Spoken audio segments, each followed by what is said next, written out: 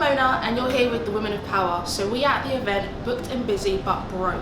So you know that Women of Power is all about a platform creating space for women to talk about any ideas and thoughts that empower women. We have got amazing women on the panel today, so let's go meet a few of them. Lovely to have you here, Kiera. How are you today?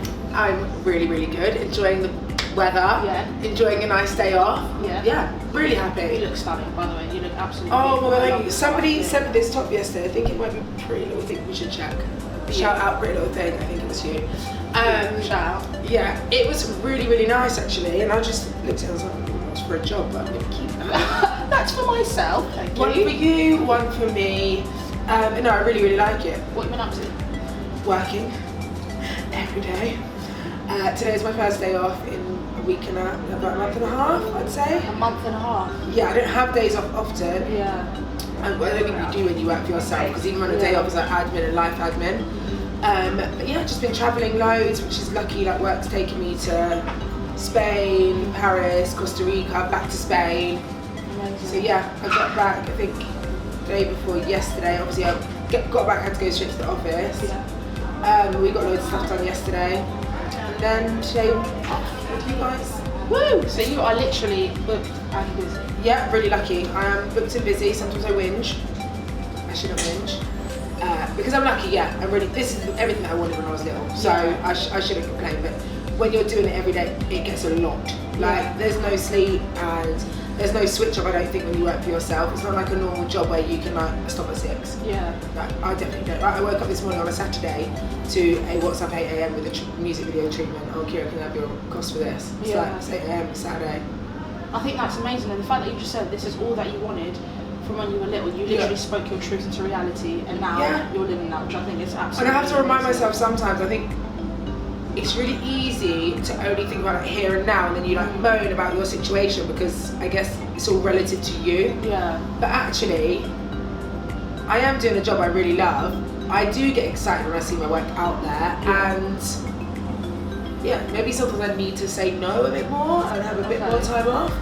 But if I wanted to say no, maybe I'd say no. Do you know what I mean? Yeah, I know what you mean. But I think it is very important sometimes to kind of like just disconnect and have time for yourself, especially when you are freelancing or when you are independent and doing things on your own. It helps you put things in perspective. Yeah. Definitely this year I've been a bit better for that. I've tried to work less weekends.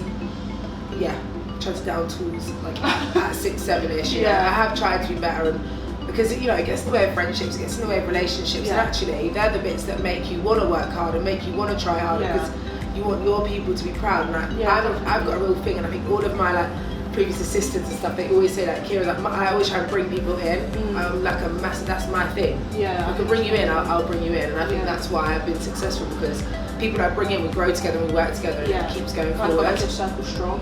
Yeah, I like to think so. Like one of my assistants, I'm really upset, just left. He's been with me for 2 years. We're having a massive party next week for him. And he's like, you know what?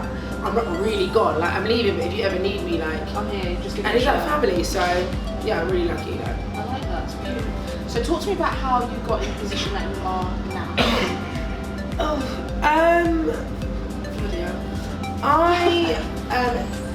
My mum lives in High Wycombe. So we grew up in the Caribbean, moved to just outside London at High Wycombe.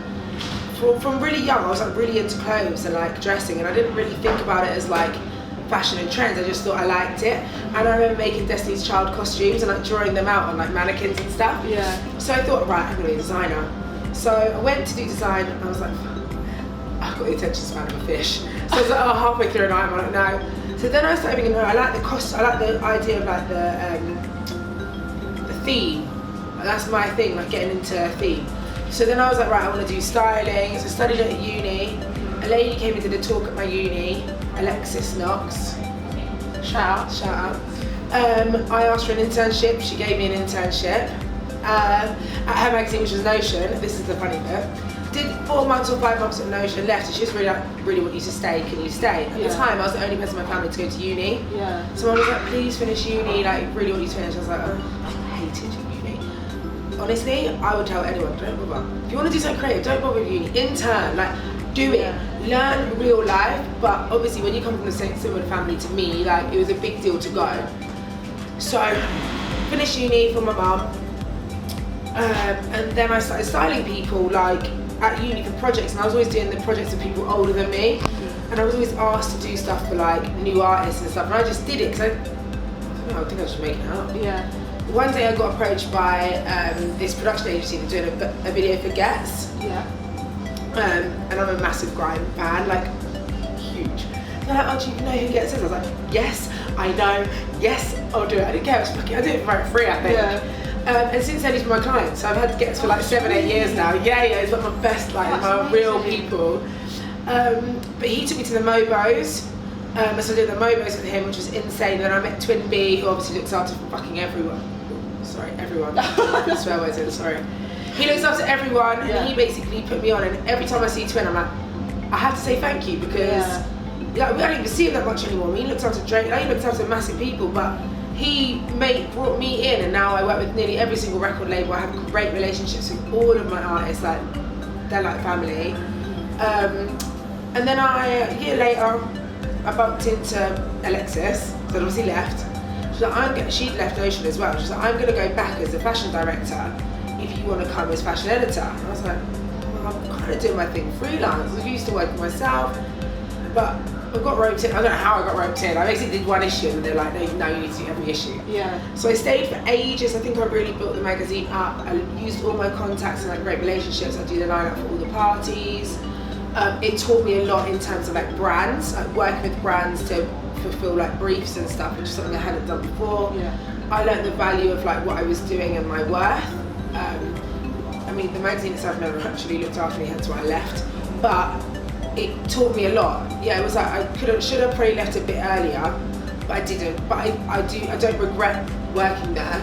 Alexis left, and then I got fashion director role. I think that's why I stayed for a bit longer as well, because I was like, okay, like position-wise, I've leveled up. It's a good title. Yeah, I worked with some amazing photographers through it. Then this time last year, I left Ocean. I was like, you know, I don't know if I can do here. The sort of talent that I want to work with is like, I want to work with mainstream huge artists, of course, if I think they're amazing, but actually, I have a real fondness for like nurturing talent and growing with them and building their brand and, you know, stuff like that. And it's more exciting for me. I don't want to, I already know like what Rita Ora sounds like. She's amazing, but you know, we've done that. I want to find a new star. So yeah, I started my own studio.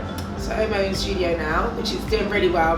Which I don't know. I ran away. I handed in my notice same day. 3 days later, I opened a studio. It's in Dalston, isn't it? Yeah, it's in Dalston. It's fucking great. It's done really well. Like Brooklyn Beckham books it. Nike have booked it for some of their like advertorials. So it's like, yeah, we've got good clients. The reason that I'm proud of it is because when I was at Notion, we had a studio as well, and it was lovely and it was big and it was modern, but you had to be really quiet. You couldn't really have your music on. You can't smoke or anything. You got to remember the people that I look after. Yeah. Want to have a little bit of smoke.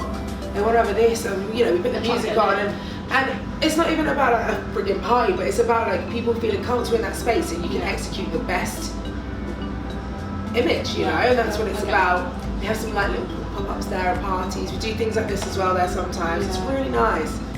And my freelance has just been really good. So that's amazing right now.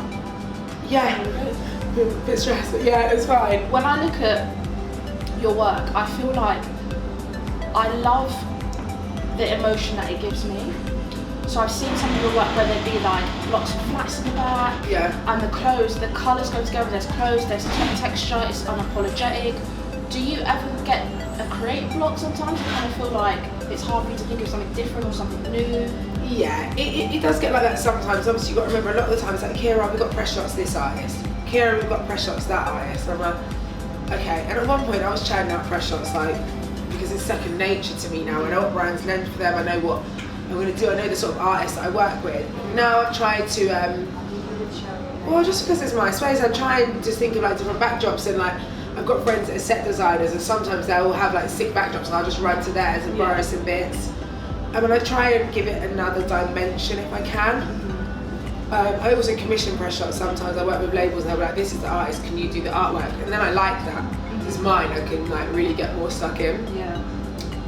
I do get creative block a lot, but I also try to like, well, I'm trying to take a bit of time. I'm building a house in Antigua, so I'm going back and forth a lot, and that's my, I'll try to tell you like, I come back and I'm like, yeah, I'm ready to And are go. you like fully involved from the ground up? You're involved in like the interior design? Yeah, I've done everything. I made a whole mood board. The guy that's building the house is my first ever date when I was a child, and I lived in Antigua, went to see Lion King. So yeah, it's everyone. Yeah, I'm bringing people in. That's my thing. So you better do a good job. I love that. I think that's amazing to be bringing Yeah, in. I mean, he went to study construction, and then I came to London. So he went to Miami to study construction, and Antigua's like a small place. So we all still know each other. We all stay in touch. Yeah. So it's a big part of my life, and I think it's a big reason I work a lot with urban as well, because I grew up predominantly with that. I was the only white person in my whole village. I still am the only white person in my village. I'm not moving from that village. I could go elsewhere, but it's my home. Yeah. So now I do a swimming pool. Oh, very nice. Yeah, it's gonna go, but yeah. I'm gonna go. Pretty bit posh. I have had some really wacky pictures. When I look back in the day, my outfits have been a bit like, I don't look that there. Have you had any, can you give me any ideas? Do you remember the emo fringe? Yeah. The big side fringe. Well, I had that, but I'd cut it really shortly like this. And I used to do that with dark eye makeup and probably like a red lip. I think of the clothes. Always pretty bad. I remember one dress I was really fond of. It doesn't sound that bad, but it was like a dark blue like bodycon, and the sleeves were sheer, but dark blue. A bit ABBA. You could put the arms like that, and then it had bronze sequin studs, and I had bronze shoes from Office. Do you remember the big platforms? Yeah, Office used to. I was really into that outfit. That was one night out. Yeah, that was with the side fringe. Yeah. I remember one time. I think if you go on my Facebook and scroll backwards, you'll find that. I'll check that. Go. I got a side fringe and I thought I was the SHIT, but what she done is she parted my hair in the middle and cut it. And So it wasn't really a side, it was like an eye patch. It was like an eye patch. And I remember that I had that for about 14 hours. I thought, I've just got to rock it, so I kept it from 14 to 16. No one told me, Mona, just leave it out. Just take it, just kind of. Yeah, I could have combed it back, but I really didn't. Yeah, if you could give me, questionable words, I think. if you could give me one fashion tip that you like to live by, what would it be? Do you know what? This is the thing, I'm a really bad stylist, so I'm like this. If you like it, you like it. I like that though, no, I like that. I think all my eyes, I'm like this. Okay, I look at them, and I'm like, okay, this is you. This is your vibe. Now we just need to elevate it. I would never, like, look at Huss. I've never changed Huss. Like, he always looks like him, it's just an elevated version of him. Yeah. So, you know, from Did You See, he's grown, like, visually, Yeah. but he's still wearing, like, bucket hats sometimes, he's still wearing, like, tracksuits, but they might be ConveHErsation tracksuits now, they might not always be Nike. Yeah. And I think it's about that. If you don't remain true to yourself, you're faking it. Yeah, You're faking it, true. and no one buys into it. So you might as well be somewhat authentic, and I think that, for me, is why I think I've done relatively well, and also I just think, be someone that you're not. Otherwise, it's gonna. You gotta remember, like, I'm building brands here, so it's gotta be believable. If it's not believable, then what's the point? Yeah. You'll do a Katy Perry and fall off, you know. Like, it needs to be like. Maybe don't. I feel bad. So I'm trying to give you like a. No, I get. You know, like that you're going for. Yeah. Yeah. Why it works and why it doesn't work. Yeah. Because no one believes it anymore. Yeah, I get that. Thank you. It's been a pleasure talking to you. No worries. I'm looking forward to. Are you? I'm quite nervous. No, don't be nervous. This is going to be so fun. You look like a bag of money. I love your voice. Your voice is. I'm just like. Like you're repeating. Yes. Oh no, it'll be good. It'll be good. I'm looking forward to it.